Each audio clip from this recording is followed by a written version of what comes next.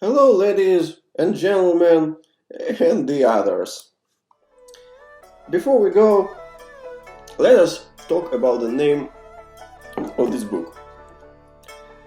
That is a self-chosen name of a Chinese thinker, philosopher, alchemist, and, as we could say today, naturalist, Ge Hong. Though date he was born is not something controversial, still historians can hardly determine his date of death. Official history of the Qing dynasty shows that he spent a long life and died in the age of 81. But on the other hand, lifetimes of his contemporaries do not allow us to assume he lived more than about 60 years. In case it is true, he passed away in 343. Worth saying is also that 81 is a sacred number in Chinese tradition, so could be chosen to make the myth complete. The pseudonym BaoPuZi, which means teacher who embraces simplicity, had been taken from the Tao Te Ching, Chapter 19. 先是爆破少四国语 As Victor Mayer translates it, embrace the simplicity of the unhewn log. Half of Ge Hong's life was given to the military service. It began for him when he was 20 years old. Have to say, that time he already was familiar to the Confucian philosophy and Taoist occultism, so after the civil war in China was over, he moved to Guangzhou, where he had been serving as a governor. But when his benefactor tragically gets murdered, Ge Hong, being scared to be blamed, runs out to the capital city, Nanjing, which means southern capital, unlike the modern capital is northern, Beijing.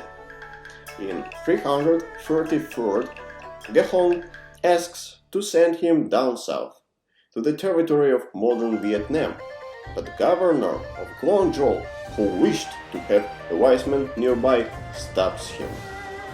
Ge Hong accepts the will of heaven. There, under patronage of the governor, he lives among his students, teaches alchemy and Taoism. He finally finishes his opus magnum, BaoPuZi. Dying, Ge Hong asks the governor to visit him, but for arriving too late, he finds the philosopher already dead.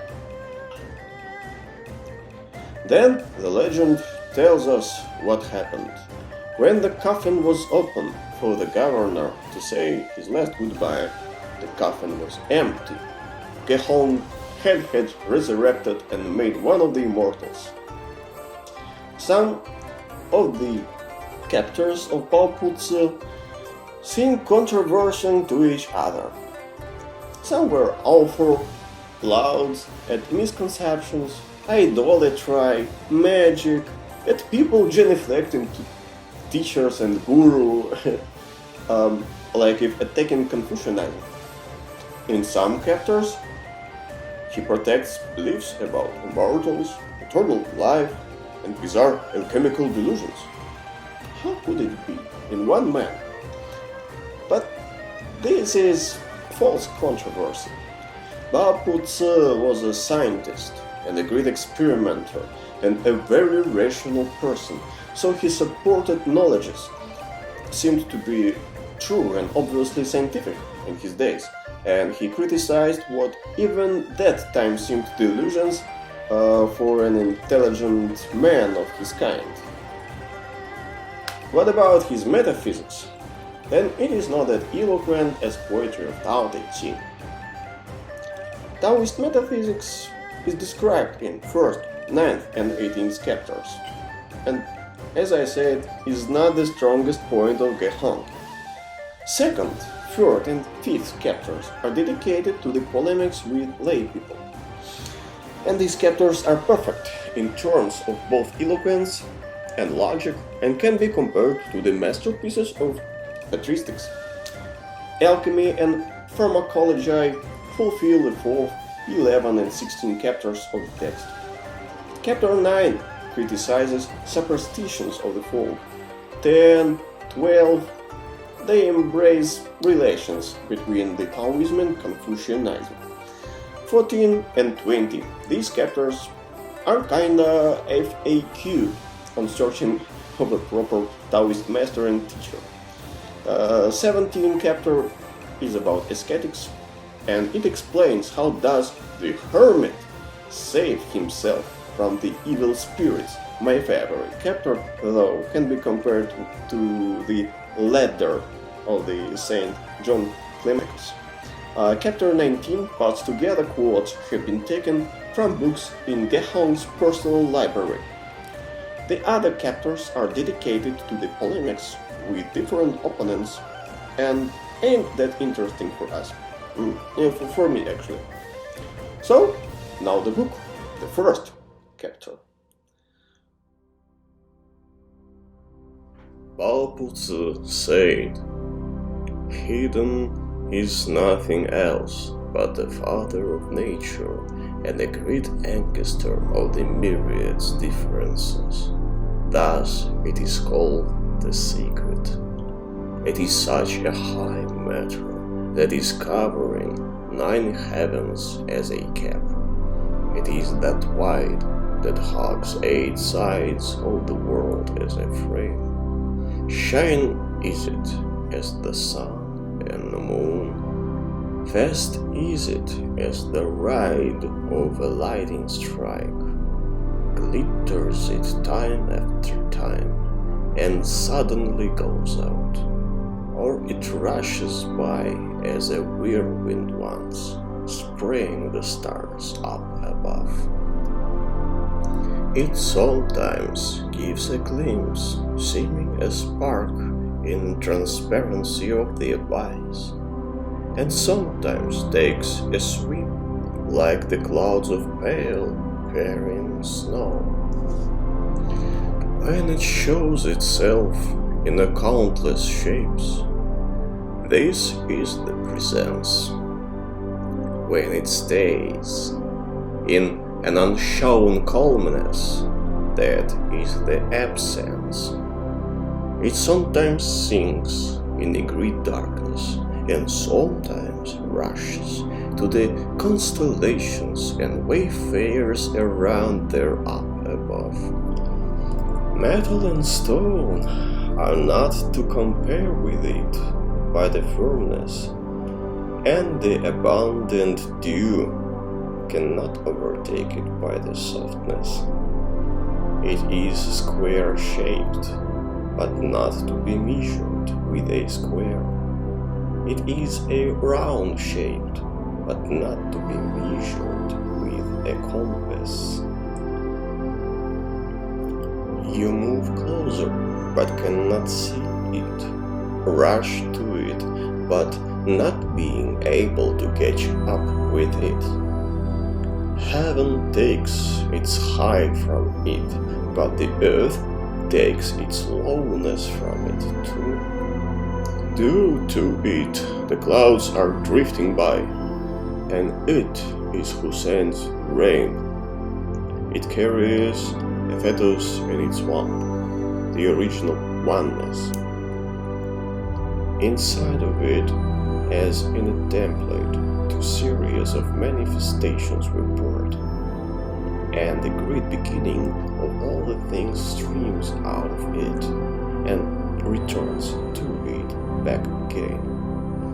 It directs remelting all the milliards of shapes and spines 4 times 7 of constellations around. As a master sometimes creates chaos and sometimes humiliates it by its spiritual mechanism. It inhales and exhales 4 kinds of pneuma. It secretly rests everything and scuttles everything in its comprehensive silence. In a rest it tears apart, and in its clarity it nurses everything. It puts all the muddy things down and picks all the clean things up. It is comparable with rivers of Huanghe and Weihe. No matter how much to pour in, not will it be overflow. No matter how much to scoop out, it is not to be exhausted. When being gifted, not it increases, nor when something is taken from it, does it not suffer no loss. Thus, where the hidden exists, joy has no limits, and there where this hidden lives from, vessels of life exhaust and spirit dies out. Well known is that the 5 notes of the 8 sounds, clear tunes shang, liquid tunes qi, bring damage to the clarity of mind, motleiness of the fragrant flowers, and the exquisite luxuries harm the enlightenment. Indolence, idleness, laziness, heady drugs, young smelly wine, embarrass the natural essence of the human being. Graceful appearance and attractive flutterings, powder and whites, attack the life. Only the hidden of the Tao, the way, can gift an eternity. Those don't know the hidden Tao, the way, even squinting for the murdering life and spirit tools, nevertheless touch the death and rise of the things with their lips. In chambers and summer houses, they got a thing for the thunderclouds and the rain. Bright flowers bring a certain amount of negligence. Exquisite curtains of silk merge together, resembling hazy mist, and the bed nets set forth oppositely, resembling clouds of the smoky incense.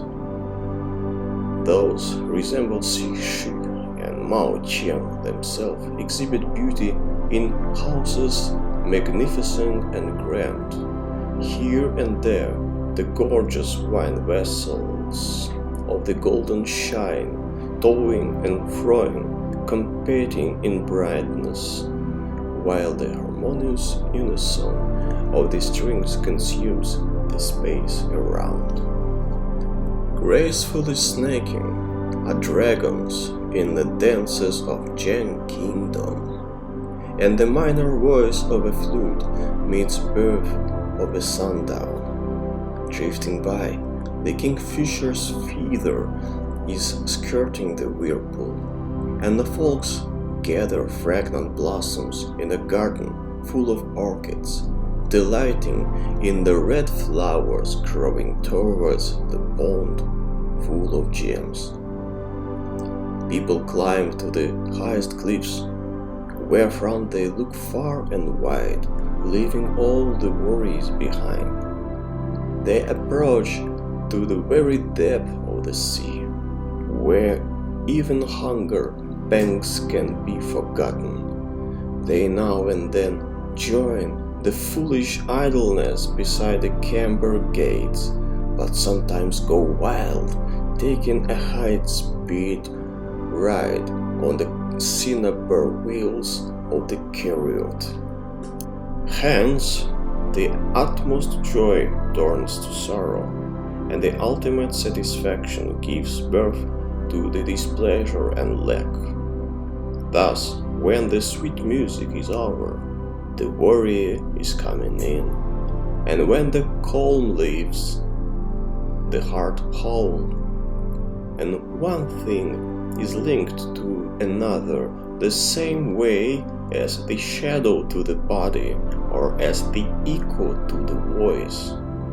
Such a behavior is fraught with the things costly and illusory, and thus goes in conjunction with hollowness and disappointment. For if taking about the hidden Tao the way, then they gain it inside, but guard outside. The one using it is inspired, and the one forgetting it is insubstanced. Behold, what is the thought on the hidden is to be outspoken. The one found it is noble, and has no need in power of excess and halberds. The one got into it is rich, and has no need in things hard to obtain. High is it so much, has no way to raise up on its high. Deep is it so much, has no way to measure its depth, and it is verily shoreless in its spacious. Try you emerge from it, there is no ceiling to be found. Try you dive into, there is no bottom. Do you go into, and you appear right at the gateway of the power, free and no one submits to. Walk you it as you walk the expanses of the beauty mystically subtle. Carelessly wayfare in a sphere, vague and hazy. This is how it is to be said about. Inhale you, and then colors appear on the edges of the clouds. But exhale you, and 6 kinds of pneuma, born in a sundown of a cinnabar. The next, inferior to him, is the one who knows how to be content with little. The content with little one can hide in solitude, easily gaining perfection in mountain forests. He extends his wings of dragon or phoenix about the mediocre ones, and feeds his shoreless pneuma in thickets of wormwood and wattle. He wears a simple rough clothes without even thinking of changing it for the luxury of dragon patterns. Walks he, leaning on step worn out, but without even thinking of changing it for the chariots drawn by 4 horses. It leaves jewel shining at night to lay in a cave of the mountain peak, whereby no fightings in other mountains happen. It leaves tortoise shells on the bottom, and this way saves them from being drilled and processed.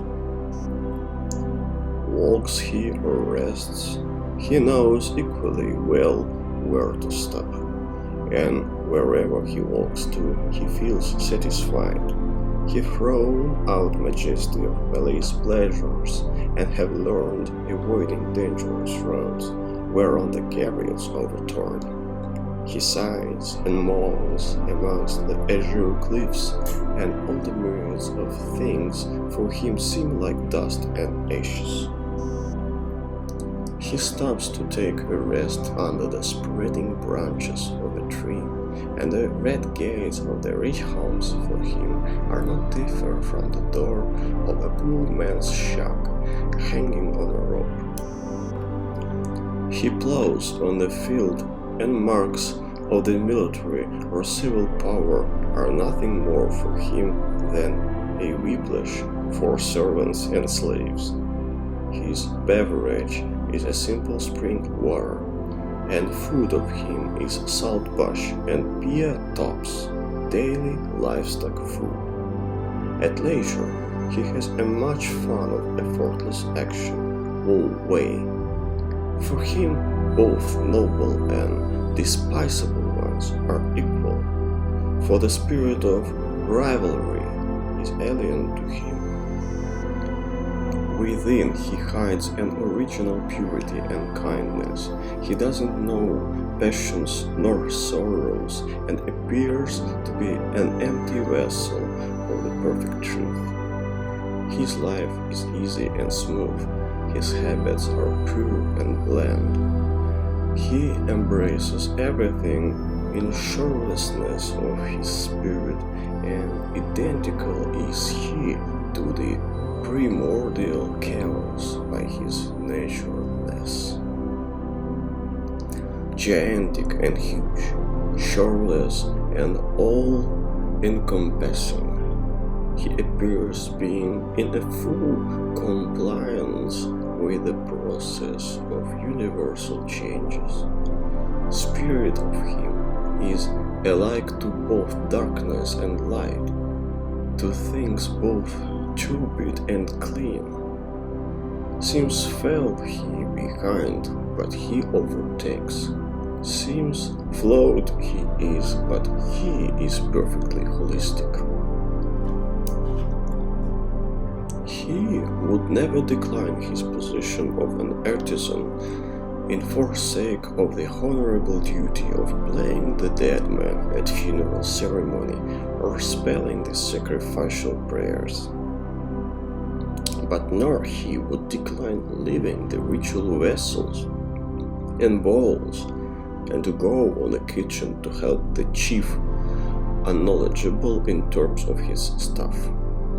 And would he not leave mascara and robe to help in work he may harm his hands for? Nor for the meager food would he decline the stinky rats. Not he agreed to exchange his life for joys and sorrows of mediocre ones. Glory of layman does not attract the wise, and the plain does not fear a lightning strike. No way to drown its sublime spirit in external things, and unable to defile its unsullied purity with profit nor with violence. Thus, the summit of happiness or the utmost wealth are not enough to pervert him, nor the sharpest knife or the boiling cauldron are enough to force him. Will he then suffer from the slander or rail? And never heart of him is troubled what heart of crowd is troubled with, and nothing never ever could make him to feel embarrassed. After all, trying it is just like throwing barrels of sway into sparrows, licking tingles hemorrhoid in forsake of carrion, climbing to the Xiumin for the nests, sailing to the Liuling for fishing, or being welcome guest by the mornings, but disgusting leftover for foxes and birds by the evenings. When the cauldron falls from the stick, it is fixed up and overturns. There is no way to pick up poured out anymore. But this is exactly the purpose of those lay people taking high-speed races on chariots, even when the hearts of those lucky ones who have already reached the finish are getting cold, and souls of them are shrouded with frustration and sadness. Thus,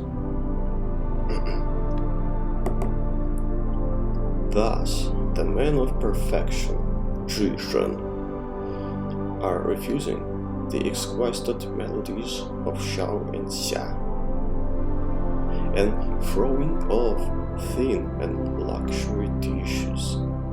They are spreading the 6 wings of them on the desert beneath the 5 walls, and they have no need in bothering hunters covering in the reeds. They hide their horns and scales in the unused lands, so do not need protection of the winding caves. They look down, and there is no scream of bird to be heard. They look up, and there is no remorse of the arrogant. None of men don't even suspect how unattainably far they are.